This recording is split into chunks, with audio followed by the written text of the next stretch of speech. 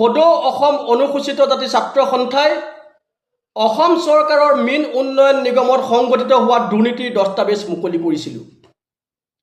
আৰু সেই তেতিয়াৰ পৰাই অসম চৰকাৰৰ মীন উন্নয়ন নিগমত সংঘটিত হোৱা দুৰ্নীতিৰ তদন্ত বিচাৰি দুৰ্নীতি সদাগৰসকলক আটক কৰিব লাগে বুলি দাবী জনাই আমি অনুসূচিত জাতি ছাত্ৰ সন্থাই বহু প্ৰতিবাদী কাৰ্যসূচী হাতত লৈছিলোঁ। আমি চৰকাৰক জনাব বিচাৰিছিলোঁ যে এই বিভাগটোত এচাম দুৰ্নীতিপৰায়ণ মানুহে, এচাম দুৰ্নীতিৰ সদাগৰে শ শ কোটি টকাৰ লুণ্ঠন ৰাজ চলাইছে। অসমৰ চহা মানুহবিলাকৰ মূৰত মাধমাৰ সজাই মৎস্যজীৱী মানুহবিলাকক প্ৰতাৰণা কৰি প্ৰবঞ্চনা কৰি এই মানুহবিলাকে শ শ কোটি টকাৰ সম্পত্তিৰ পাহাৰ বহিছে।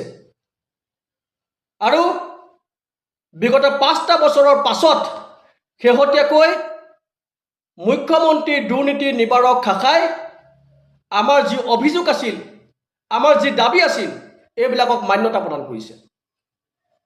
আমি জানিবলৈ পাইছোঁ যে সেই সময়ত মীন উন্নয়ন নিগমত দুৰ্নীতি সংঘটিত কৰা বহুকেইজন দুৰ্নীতিৰ সদাগৰক ইতিমধ্যে আটক কৰা হৈছে আৰু বহুকেইজনক ইতিমধ্যে তদন্তৰ আওতাত ৰখা হৈছে।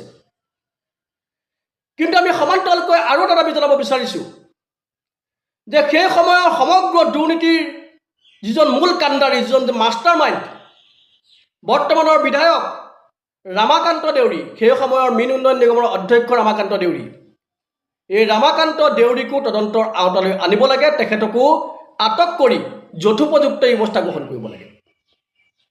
কাৰণ তেখেতক আটক নকৰিলে, তেখেতক তদন্তৰ আওতালৈ নানিলে মীন উন্নয়ন নিগমত সংঘটিত হোৱা দুৰ্নীতিৰ কোনো ধৰণৰ তদন্তৰ ফলপ্ৰসূ পোৱা নাযাব।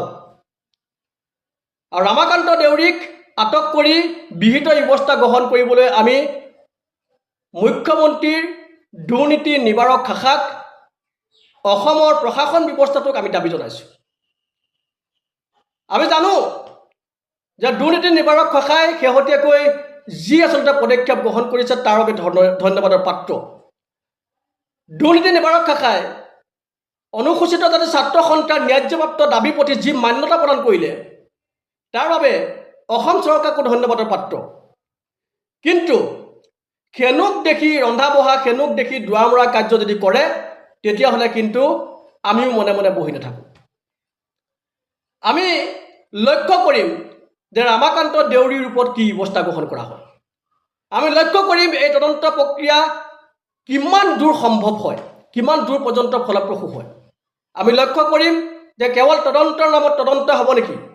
আমি লক্ষ্য কৰিম যে ডাঙৰ ডাঙৰ ৰৌ বৰালি এই তদন্ত প্ৰক্ৰিয়াৰ পৰা বাহিৰত থাকিব নেকি।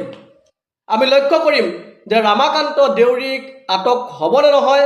আমি লক্ষ্য কৰিম যে ৰামাকান্ত দেউৰীৰ ওপৰত ব্যৱস্থা গ্ৰহণ কৰা হ'বনে নহয়। মুঠৰ ওপৰত মীন উন্নয়ন নিগমৰ যি দুৰ্নীতি, এই দুৰ্নীতি উচিত তদন্ত হ'ব লাগিব।